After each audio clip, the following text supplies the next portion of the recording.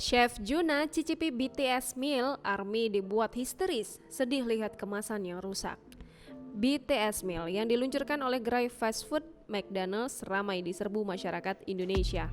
Berkolaborasi dengan boy group BTS pada Rabu 9 Juni 2021 kemarin, BTS meal resmi diluncurkan di Indonesia. Tampak gerai-gerai McD banjir antrian karena antusias para fans BTS ARMY untuk mencoba menu BTS meal. Saking antusiasnya, BTS meal sampai menduduki trending topik di Twitter hingga banyak gerai yang ditutup paksa aparat kepolisian karena mengundang kerumunan di masa pandemi COVID-19.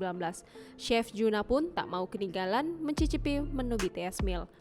Momen pemilik nama lengkap Juna Rorim Pandey itu mencicipi BTS meal dibagikan oleh rekannya Chef Arnold di laman Twitter. Tampak Chef Juna duduk di sofa dan mengamati menu BTS meal di meja. Para ARMY sontak langsung ramai melihat Chef Juna yang mencicipi menu BTS meal. Namun banyak netizen yang justru histeris melihat box BTS meal milik Chef Juna yang terlihat sudah penyok. Karena memang kebanyakan pembeli yang menggemari grup K-pop asal Korea Selatan itu membeli paket BTS meal, salah satu tujuannya adalah untuk mengoleksi semua bungkus yang bercorak ungu